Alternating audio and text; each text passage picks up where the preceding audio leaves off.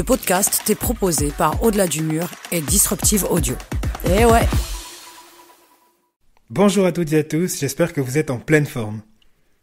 Dans cet épisode, nous mettons le cap sur un événement mythique, le Marathon du Mont Blanc. Cette course emblématique, née en 1979, ne cesse d'innover pour offrir une expérience unique tout en relevant les défis environnementaux d'aujourd'hui. Cette année, des mesures audacieuses sont mises en place. 40% des dossards sont réservés aux coureurs venant en train ou en bus. Et une compensation carbone obligatoire est désormais exigée pour tous les participants. Pour en parler, j'ai le plaisir d'accueillir Magali Chevalier, responsable des grands événements au Club des Sports de Chamonix. Ensemble, nous allons explorer les coulisses de cette transformation, comprendre les motivations derrière ces décisions et discuter des impacts qu'elles pourraient avoir sur le futur des événements sportifs. Restez avec nous, car cet épisode promet d'être aussi inspirant que révolutionnaire. Je vous souhaite une très belle écoute. Bienvenue dans Au-delà du mur, le podcast pour tous les passionnés de course, qu'il s'agisse de bitume, de nature ou de piste. Que vous soyez débutant ou coureur aguerri, nous explorons ensemble la préparation physique et mentale, la nutrition et la santé pour vous aider à atteindre vos objectifs. Si vous cherchez des conseils pratiques, des témoignages inspirants et des discussions captivantes, vous êtes au bon endroit. Préparez-vous, votre voyage au-delà du mur commence ici. Ma chère Magali, bonjour, comment vas-tu? Très bien, merci. Et toi, Hugo, comment vas-tu? Très bien, je te remercie. Merci beaucoup d'accepter de discuter avec moi en ce merveilleux vendredi ensoleillé. Quelle météo il fait chez vous à Chamonix? Écoute, il fait plutôt beau. C'est un petit peu bouché sur le Mont Blanc, mais on a quand même le soleil qui est pas loin d'approcher. Ah, quelle chance tu as. Moi, pour la petite histoire, j'ai la vue sur le sommet de la Béra. C'est le sommet le plus haut du coin où je vis. Et puis, il trône fièrement, je crois, à 1600 mètres d'altitude. Donc, allez, on peut pas encore concurrencer ce merveilleux Mont Blanc. Pour les gens qui ne savent pas qui tu es, est-ce que tu pourrais nous faire un CV? Qui est Magali Chevalier? Absolument, avec plaisir.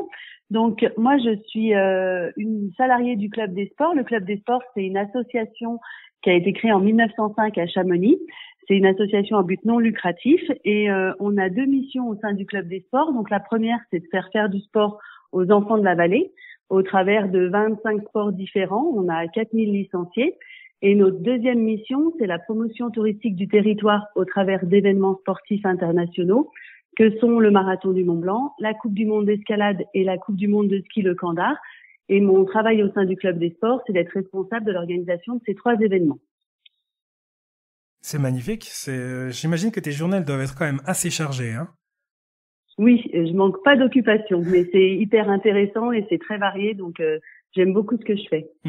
Et sur la description, en tout cas, dans ton adresse mail, on voit responsable des grands événements. Donc, j'imagine que ces grands événements, c'est ceux dont tu viens de nous parler. Donc, essentiellement orienté Marathon du Mont Blanc et puis la course de ski alpinisme, c'est ça? Oui, alors effectivement, les trois grands événements comme on les appelle. Donc, le Marathon du Mont Blanc, qui est une course de trail, la Coupe du Monde d'escalade, là, qui se déroule sur un mur artificiel qu'on met en place sur la place du Mont Blanc à Chamonix et qui a lieu au mois de juillet. Et la Coupe du Monde de ski Le Candard, ça, c'est une descente et un slalom en ski alpin homme, qui a lieu au mois de fin janvier, début février, et qui n'a pas forcément lieu tous les ans, puisque c'est en fonction des aléas du calendrier de la Fédération internationale de ski. L'association a plus d'une centaine d'années quand même, tu avais dit 1905, donc qu'est-ce qui explique selon toi cette longévité pour un club sportif? Eh bien, parce que d'abord, on est dans une vallée très sportive. Comme je te disais, il y a 4000 licenciés au sein du Club des Sports pour 9000 habitants dans la vallée. Donc, on a l'habitude de dire qu'on a un licencié par famille dans la vallée. Et puis aussi, par une volonté politique de la collectivité d'avoir du sport, de proposer du sport aux enfants de la vallée. Donc, c'est vrai qu'on est dans un cadre où tout se prête à faire des activités sportives et on a une population très très dynamique et très sportive. Donc, je pense que c'est ce qui fait la longévité et la popularité du Club des Sports. Donc, c'est vraiment un cadre pour les champions en herbe. Exactement. On est très fiers de pouvoir dire que On a eu à chaque Olympiade hivernale un sélectionné du club des sports qui a participé aux JO d'hiver depuis 1924. Donc c'est pour nous une grande fierté. On est très fiers de ces champions chamonniards qui font briller les couleurs de Chamonix au plus haut niveau. Effectivement, donc vous avez l'habitude d'être sur le devant de la scène. Une des raisons pour laquelle on est en train de discuter aujourd'hui, c'est pour parler plus spécifiquement du marathon du Mont Blanc. Et puis une annonce, alors en tout cas vue depuis la Suisse, depuis ma petite Helvétie et ma Béra à 1600 mètres, c'est un peu un séisme dans le monde de la course à pied en montagne, du trail. Vous avez décidé de modifier les conditions d'attribution des dossards pour favoriser les personnes qui se déplaceraient en mobilité douce. Sans vouloir rentrer directement dans le vif du sujet, est-ce que tu peux nous expliquer un peu la démarche qui a mené à cette décision? Oui, bien sûr. Donc, comme je te le disais, on est avant tout des habitants de la vallée et on organise nos événements dans le but de la promouvoir, mais avec toujours quand même une volonté de ne pas l'impacter et de la préserver le plus possible. Donc notre objectif, il est de préserver la vallée et de la partager. Et donc depuis qu'on a créé le marathon du Mont Blanc en 1979 avec à l'époque une seule course, le cross du Mont Blanc, eh bien on a chaque année fait des actions pour organiser l'événement de la façon la plus propre possible. Donc c'est pas récent qu'on fait des actions environnementales sur cette épreuve. On a commencé par supprimer les gobelets plastiques, imposer des contenants individuels aux participants. Ensuite, on a mis des éco-toilettes. On a limité le nombre de participants par course. Des actions, je pourrais en citer des dizaines et des dizaines. On a aussi une action assez forte qu'on a mis en place il y a 3 ans en arrière. On a supprimé toutes les bouteilles plastiques d'eau plate, d'eau pétillante et de coca de nos ravitaillements. Donc, c'est vrai qu'on est très attaché à ne pas impacter le moins possible notre vallée. Et du coup, pour analyser l'impact de l'événement, on réalise depuis 3 ans une analyse d'impact environnemental pour savoir un petit peu comment on se positionne, sur quels axes de travail on doit aller. Et il est ressorti de cette analyse d'impact que 96% de l'empreinte carbone de l'événement, elle était liée au transport des participants pour venir dans la vallée de Chamonix participer au marathon du Mont Blanc. Donc c'est vrai que ce chiffre, pour nous, il a été un petit peu un électrochoc. On faisait déjà beaucoup de choses, mais on s'est dit c'est super ce qu'on fait, mais il faut qu'on aille plus loin parce que ce n'est pas suffisant. On peut pas avoir envie de préserver notre vallée et accepter que le transport participant ait un tel impact dans l'empreinte carbone de l'événement. Donc c'est de là qu'est née cette idée. C'est juste c'est juste pharaonique, effectivement, de se dire que vous avez supprimé tout ce qui est contenant jetable. Alors oui, c'est les gestes qui sont effectivement importants, mais quand on regarde la proportion et qu'on se rend compte qu'on n'est pas forcément en train de cibler le vrai problème, c'est vrai que ça pose quand même des questions. Alors entre le moment où vous faites l'analyse de l'impact, de quelles sont les sources d'émissions les plus grandes et le fait de prendre des décisions, j'imagine qu'il y a quand même d'autres courses qui se sont peut-être déjà engagées vers cette voie ou qui se posent ce genre de questions-là. Passe encore le moment où on prend la décision et comment cette décision elle a été prise au sein du comité?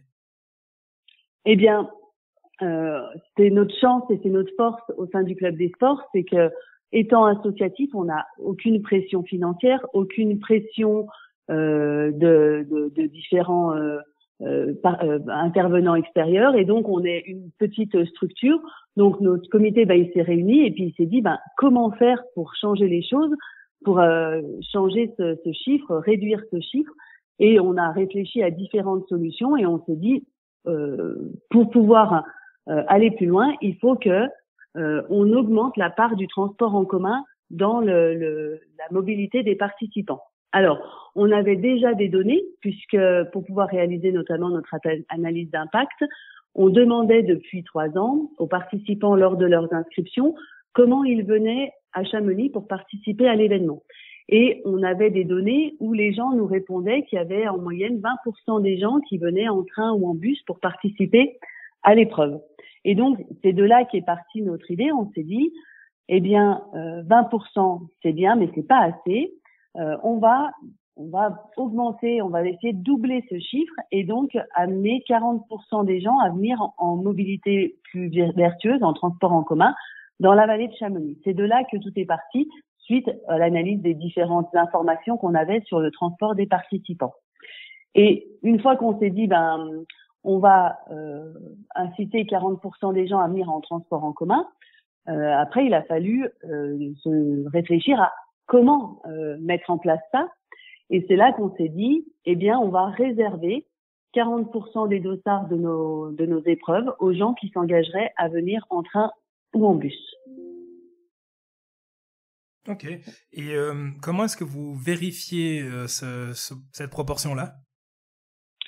Alors, donc pour ça, il faut savoir que pour pouvoir s'inscrire au marathon du Mont Blanc, il faut participer à un tirage au sort parce qu'on a beaucoup plus de demandes que de places.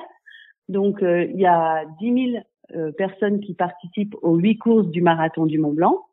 Et pour pouvoir tenter de s'inscrire, donc il faut faire un tirage au sort. Et l'année dernière, on a eu plus de 33 000 demandes d'inscription au tirage au sort. Alors, toutes les courses ne sont pas soumises à tirage au sort. Seules les courses les plus emblématiques le sont, puisqu'on a des courses pour les enfants. On a un mini-cross où il y a 1000 enfants qui participent. On a un kilomètre vertical qui n'est pas soumis à tirage au sort. Mais les 4 épreuves les plus emblématiques, que sont le 90 km, le 42 km, le 23 et le duo étoilé, elles sont soumises à tirage au sort. Ces 4 courses, ça représente 6 000 inscriptions. Et du coup, c'est 33 000 personnes qui essayent de s'inscrire au tirage au sort pour pouvoir bénéficier de ces 6 000 dossards. Donc, on s'est dit, ces dossards train-bus, comme on les appelle, pour pouvoir les affecter, on ne va pas les soumettre au tirage au sort et on va donner la possibilité aux gens qui seraient enclins à s'inscrire dans cette démarche de s'inscrire sans passer par le tirage au sort. On savait pas non plus au moment où on a pris la décision si la mesure allait être bien acceptée de la part des participants. Donc on s'est dit, pour récompenser les gens qui s'inscriraient dans cette démarche, on ne les soumettra pas au tirage au sort. Donc ça, c'est la première chose. Si on souhaite un dossard train-bus, on ne passe pas par le tirage au sort. Et du coup, les inscriptions ont eu lieu à l'automne, au mois d'octobre. Et donc, quand on a ouvert les inscriptions, on ne savait pas si les dossards allaient partir vite, pas vite, si ça allait bien marcher. Et on a été très heureux de constater que les coureurs étaient prêts à nous suivre dans cette démarche, puisque au moment de l'ouverture des inscriptions, tous les dossards train-bus ont été vendus en moins d'1 minute. Waouh. Donc c'est très positif, si tu vois, ça veut dire que les gens alors c'est vrai qu'ils ont très envie de participer à l'événement, mais ils sont aussi prêts à changer leur mode de transport pour pouvoir participer à l'événement et pour pouvoir s'inscrire sans passer par le tirage au sort. Et puis ensuite, malheureusement, on sait que il faut un petit peu de contrôle, surtout les premières années. On l'a bien vu quand on a mis en place du matériel obligatoire sur les courses, type le gobelet, etc. Eh bien, les premières années, on faisait énormément de contrôle sur le matériel obligatoire. On sait que si on ne contrôle pas, malheureusement, l'engagement des gens ne va pas jusqu'au bout pour toutes les personnes. Donc, les personnes qui bénéficient des dossards train-bus ont l'obligation de télécharger sur leur bulletin d'inscription avant le 4 mai leur billet de train ou de bus, et on vérifie les billets de train ou de bus pour vérifier que ça correspond aux engagements pris par les coureurs. C'est vraiment admirable parce que justement, moi, je me posais la question... si on peut contourner le tirage au sort et être certain d'avoir un dossard, on est prêt à accepter un certain nombre de choses sur le moment. Mais dès le moment où il faut concrétiser et matérialiser l'engagement qu'on s'est pris, c'est comme les systèmes de dons. Des fois, ça devient un peu plus compliqué. Et je salue justement le fait que vous ayez réalisé l'exercice jusqu'au bout en vous assurant de pouvoir contrôler effectivement que tout un chacun aura montré patte blanche et puis aura respecté sa part du contrat. De toute façon, ce qu'on espère, c'est que les gens seront le plus vertueux possible. Donc, on aura personne à qui il faudra tirer l'oreille. Mais après, on sait bien que s'il n'y a pas un système de contrôle, notamment les Français, on aime bien un petit peu contourner parfois la loi, le règlement, la vitesse limitée, les choses comme ça. On sait qu'on a besoin d'avoir un petit système de contrôle les premières années pour être sûr que tout le monde joue le jeu. Mmh. Donc, vous avez mis en place ce système pour réserver les dossards aux personnes qui se déplaceraient à travers les moyens de mobilité douce et respectueuse de l'environnement, j'imagine que ça a quand même un impact sur les infrastructures et puis sur le nombre de trains roulants et de bus qui devront être mis à disposition pour la manifestation. Donc vous avez dû discuter aussi avec les transporteurs en amont, j'imagine. Oui, tout à fait. Alors, autant pour venir à Chamonix, ça n'a pas forcément un impact très très important puisque Chamonix, on a la chance d'être bien desservi par le train, bien desservi par des lignes de bus régulières au départ de grandes villes, notamment sur les villes françaises environnantes. Mais par contre, et puis parce que aussi les coureurs se répartissent sur 3 jours, étant donné qu'on a l'événement il se déroule du vendredi 27 au dimanche 29, et que il y a des gens qui arrivent dès le début de semaine, d'autres le mardi, le mercredi. Enfin, les gens arrivent un peu au fil de l'eau dans la vallée, mais effectivement, tu as tout à fait raison. Une fois qu'ils sont dans la vallée, il y a un vrai enjeu transport pour être sûr que tout le monde puisse voyager facilement, se rendre de son hébergement sur le départ de la course, etc. Donc, on discute avec la SNCF pour la ligne Mont-Blanc Express. C'est la ligne qui dessert Saint-Gervais-les-Bains-le-Fayet à Valorcine, donc qui dessert la vallée de Chamonix. Et puis avec le transporteur de car qui s'appelle Chamonix Mobilité, pour pouvoir avoir des bus supplémentaires pour se rendre au départ des courses, des trains supplémentaires pour se rendre au départ des courses, et puis idem, des bus, des trains, etc. le soir pour pouvoir rentrer. Notamment la nuit, puisqu'on a des courses qui se terminent en pleine nuit à 2, 3, 4 heures du matin, comme le 90 km, où le temps maximum est de 25 heures. Les coureurs partent à 4 heures du matin le vendredi matin, et puis les derniers vont arriver autour de 3 heures du matin, 4 heures du matin, 5 heures du matin dans la nuit de vendredi à samedi. Donc il faut que ces gens, on puisse les ramener chez eux. Et à ces horaires-là, il n'y a plus de transport en commun. Donc on a mis en place un système de navette de l'organisation qui attend les coureurs sur la ligne d'arrivée, qui les rassemble et puis qui les ramène dans leurs différents hébergements dans la vallée de Chamonix. Et ça, justement, ça m'amène à l'autre aspect où j'imagine vous avez dû aussi réfléchir et ça vous a causé certainement des nœuds au cerveau, c'est la partie hébergement, parce que les personnes qui venaient en voiture jusqu'à maintenant, j'imagine que elles s'inquiétaient pas trop de leur heure d'arrivée en se disant au pire je dors dans ma voiture ou alors je rentre chez moi directement. Donc au niveau des hébergements, j'imagine que vous avez aussi dû aborder cette question-là avec les hôteliers de la région. Alors pas trop. Parce qu'il faut savoir qu'il y a 80 000 lits touristiques dans la vallée de Chamonix, ce qui est assez important. Et du coup, on n'a pas trop de problèmes pour que les coureurs puissent trouver de l'hébergement dans la vallée. Donc, on voit quand même qu'il y a un effet sur l'hébergement avec cette mesure, parce que à ce jour, quand on cherche de l'hébergement dans la vallée, on trouve tous les hébergements les plus accessibles en termes de tarifs ont déjà été réservés. Mais il reste encore un grand nombre d'hébergements parce que 80 000 lits touristiques, nous, le marathon du Mont-Blanc, c'est 10 000 coureurs et 30 000 accompagnants, donc environ 40 000 personnes. Donc, c'est la moitié de la capacité hôtelière de la vallée. Donc, là-dessus, on n'avait pas d'inquiétude sur l'hébergement des gens dans la vallée. Effectivement, c'est les chiffres qui sont juste hallucinants. Je m'imaginais même pas ça. Et puis, donc, toutes ces modifications, toutes ces discussions, j'imagine qu'au sein du comité, ça a quand même amené son lot de nouveautés, son lot de nouvelles discussions pour une organisation qui, je serais tenté de dire, roulait. Vous aviez vos habitudes au niveau des transports, la sécurité, etc. Donc, il y a aussi un vrai enjeu au sein du comité pour se challenger et puis apporter des solutions à des nouveaux problèmes ou des nouveaux couacs qui pourraient arriver. Bah oui, t'as tout à fait raison. C'est sûr que on pourrait se dire, de toute façon, le marathon du Mont-Blanc, ça fait depuis 1979 qu'on l'organise, ça roule, c'est facile, on sait ce qu'il faut faire. Mais en fait, on est toujours dans une recherche d'amélioration. Il n'y a pas une année qui se passe sans qu'on se pose des questions sur comment améliorer l'événement, qu'est-ce qu'on peut faire pour impacter moins, qu'est-ce qu'on peut faire quand on a décidé de supprimer les bouteilles plastiques d'eau plate et d'eau pétillante. À l'époque, on avait un partenaire qui nous donnait l'eau et qui nous donnait de l'argent en plus. Donc c'était assez facile pour nous, hein. Il y avait deux semi-remorques qui arrivaient avec des milliers de bouteilles plastiques et puis on n'avait plus qu'à aller les répartir sur les ravitaillements. Mais on s'est dit, mais ça, c'est plus possible. Quand on voyait ces camions qui arrivaient, le volume de déchets produits avec toutes ces bouteilles, on s'est dit, mais on doit changer les choses. Nous, à Chamonix, la chance qu'on a, on boit l'eau du robinet, c'est l'eau des glaciers, elle est excellente. Pourquoi on amène de l'eau? Pourquoi on crée ces déchets?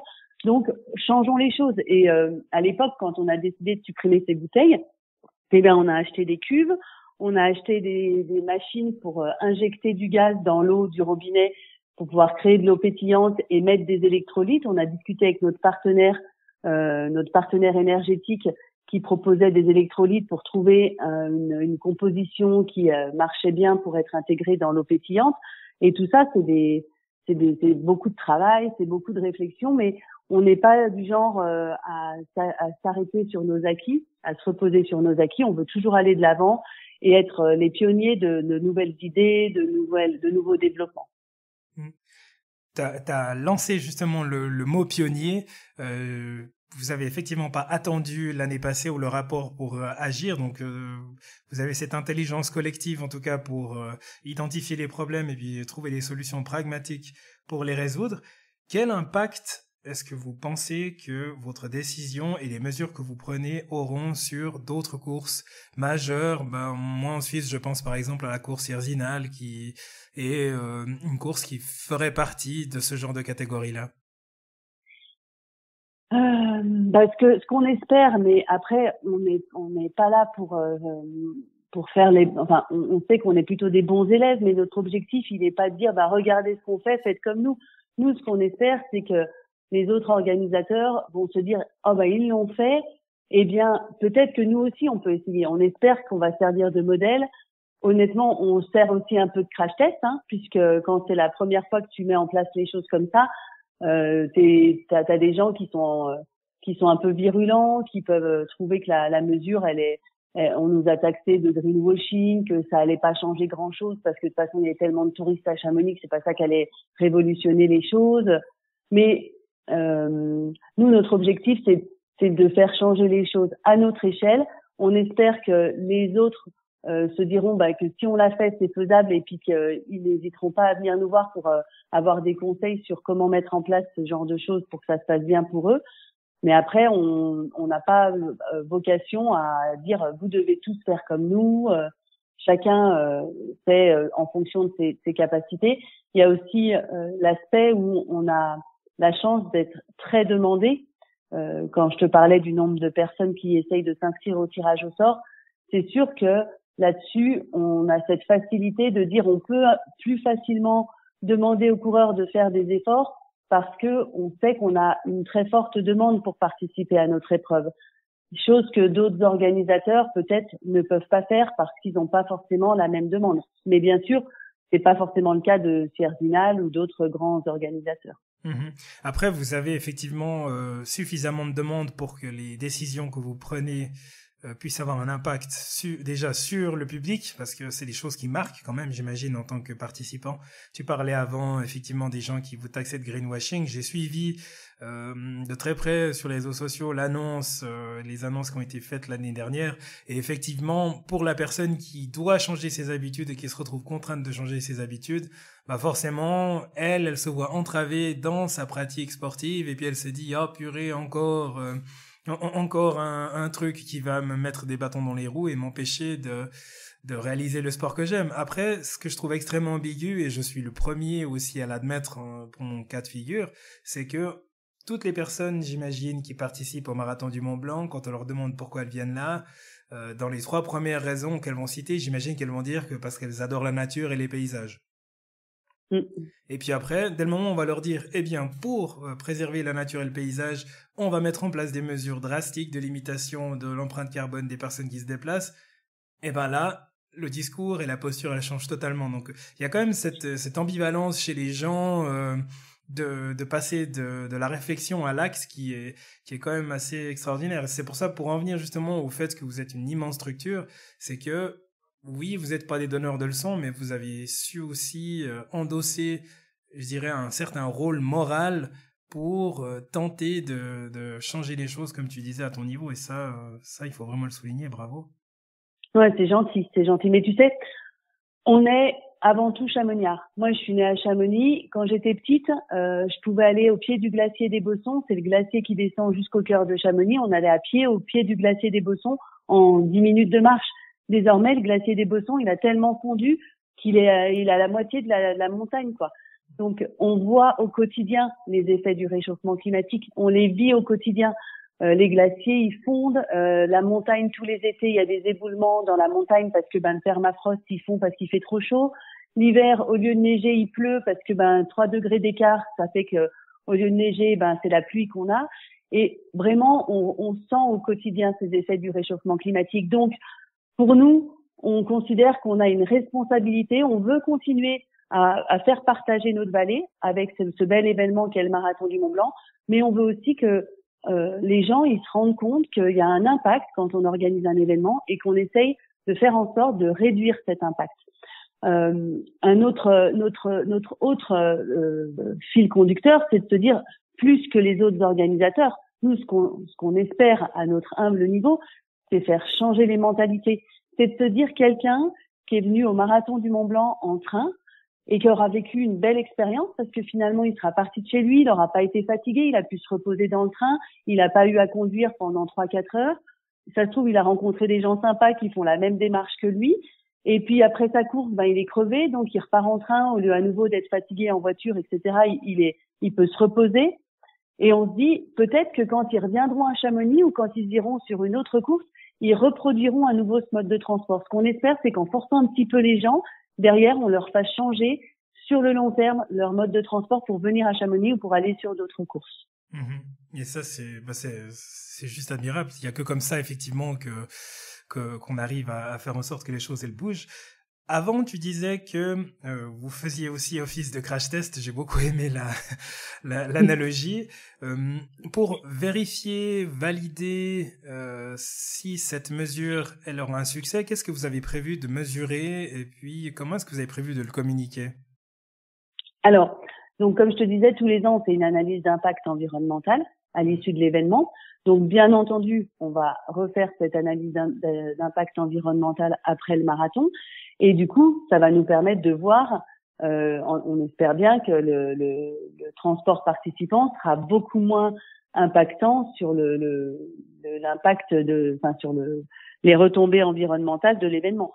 Donc, quand on fait l'analyse d'impact environnemental, c'est presque 400 questions, près de 400 questions sur lesquelles il faut répondre, il faut rentrer des données. Et donc, comme au moment où les gens s'inscrivent, ils doivent saisir leur adresse de résidence, quel mode de transport ils vont emprunter pour venir, le nombre de kilomètres aller-retour qu'ils font.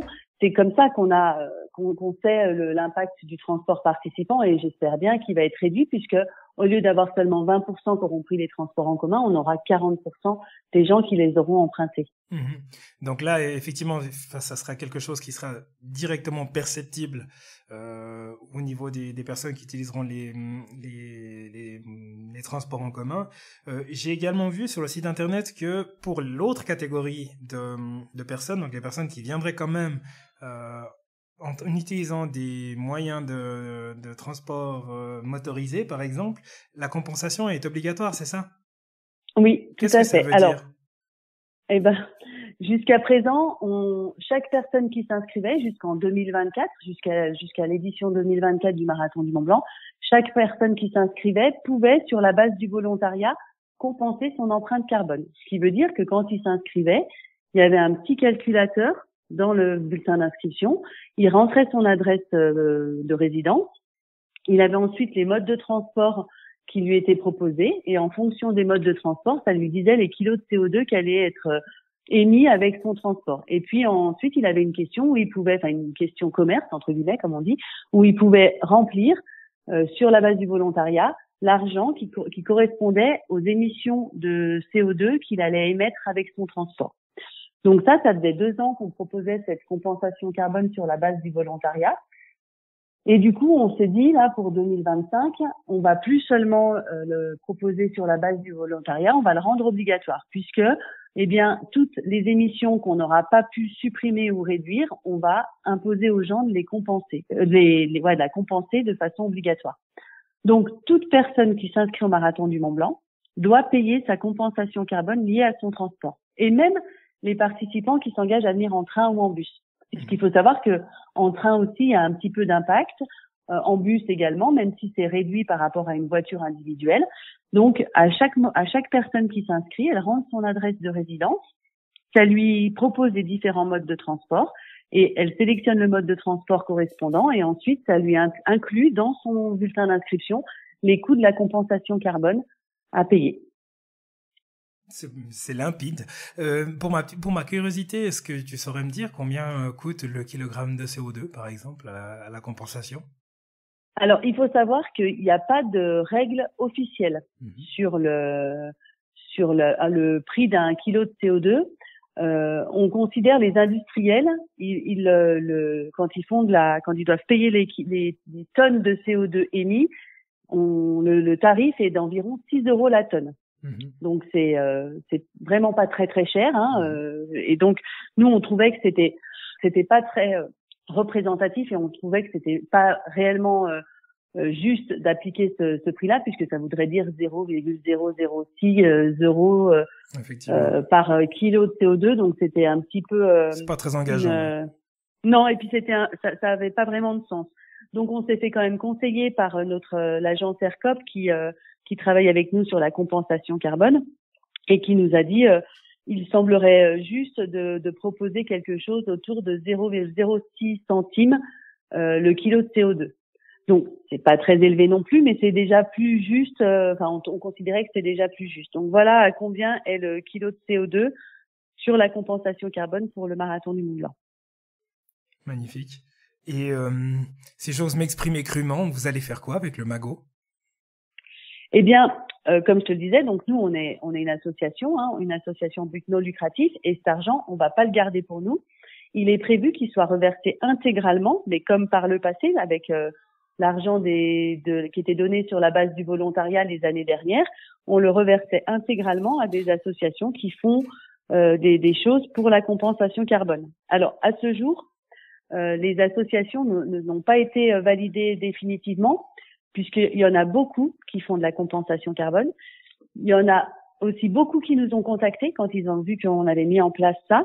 Et du coup, on a, avec le comité d'organisation, on est en train d'étudier les différentes associations pour choisir des structures qui font des choses qui, pour nous, ont du sens et sur lesquelles on est sûr que l'argent sera vraiment utilisé de façon durable, pérenne pour la compensation carbone et pas juste on donne l'argent comme ça à une association dont on n'est pas vraiment sûr de ce qu'elle fera avec.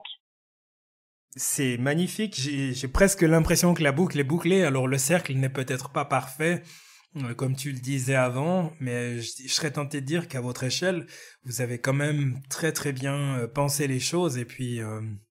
Je me réjouis en tout cas vraiment d'entendre les suites de cette histoire. Avant de te laisser tranquille en ce vendredi ensoleillé, je te propose de revenir sur quelques dates clés, sur quelques chiffres clés en ce qui concerne les inscriptions déjà. Donc, est-ce qu'il reste de la place pour une ou l'autre catégorie? Alors, il reste très très très peu de place puisque donc toutes les courses emblématiques sont complètes. 90, 42, 23 et puis du haut étoilé. Celles-ci, elles sont complètes.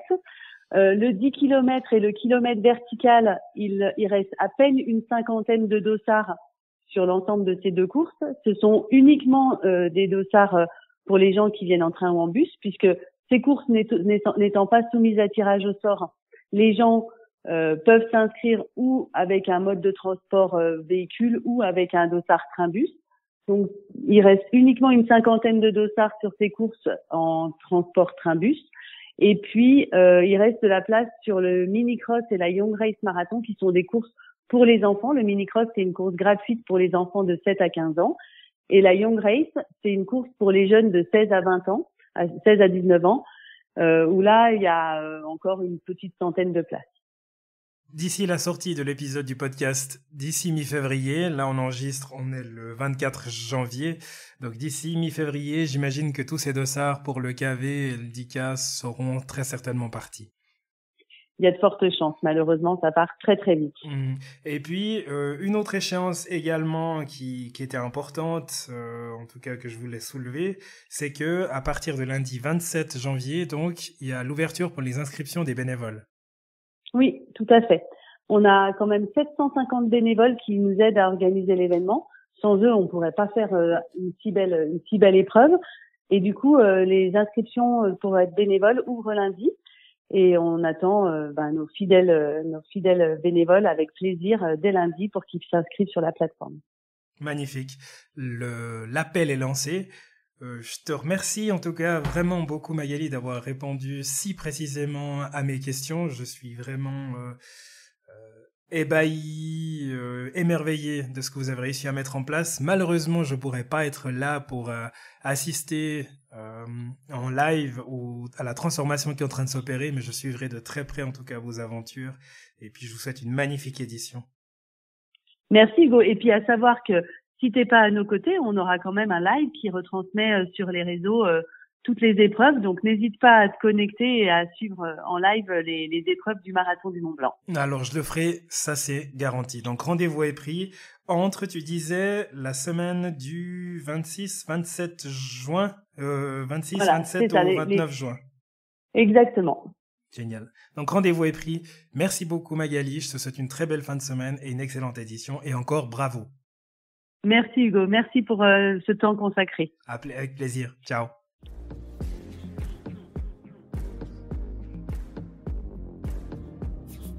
Merci d'avoir écouté cet épisode d'Au-delà du mur.